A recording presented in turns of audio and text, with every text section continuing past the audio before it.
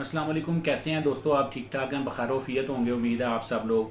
आज जो मैं टॉपिक आप लोगों के साथ डिस्कस करने लगा हूँ वो जो लेक्चर सीरीज़ हमारी गार्डियन एंड वार्ड एक्ट की चल रही है 1890 की, सेक्शन वाइज हम इसको जो है स्टडी कर रहे हैं। अगर आपके पास गार्डियन एंड वार्ड एक्ट है तो आप लोग सेक्शन 16 जो है उसको निकालें, क्योंकि उसको आज हम जो है वो स्टडी करने लगे हैं।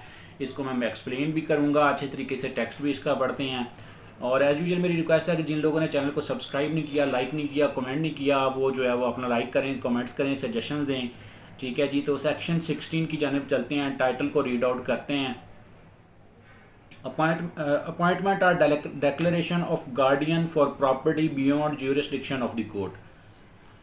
अच्छा, सबसे पहले आपके जहन में सवाल आएगा कि beyond jurisdiction of the court जो है वो कैसे कर सकती है। अब एक माइनर है, बच्चा है, उसके वाले साहब फौत हो जाते हैं, वालदा गार्डियन बनना चाहती है प्रॉपर्टी का।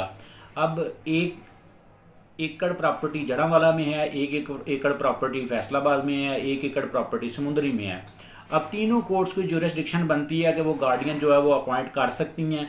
ठीक है जी, तो अगर को फैसलाबाद की कोर्ट में उसकी वालदा ने जो है वो गार्डियन की पटिशन फाइल कर दी, तो गार्डियन जो है वो बना दिया फैसलाबाद की कोर्ट ने उसको, उसकी वालदा को।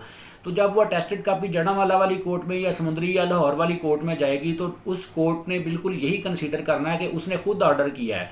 बियॉन्ड द ज्यूरिसडिक्शन ज़रूर है, क्योंकि वो प्रॉपर्टी लाहौर की है, फैसलाबाद की कोर्ट ने ऑर्डर कर दिया है, या समुद्री की प्रॉपर्टी फैसलाबाद की कोर्ट ने ऑर्डर कर दिया है, तो किसी और कोर्ट का ऑर्डर है, दूसरी कोर्ट में टेस्टेड कॉपी जाएगी, तो उसने क्या करना है। अब हम इसका टेक्स्ट पढ़ते हैं। If the court appoints or declares a guardian for any property situate beyond the local limits of its jurisdiction, अब देखें फैसलाबाद की अदालत ऑर्डर करती है, तो जिस प्रॉपर्टी के बारे में ऑर्डर कर रही है वो समुद्री में है या लाहौर में है।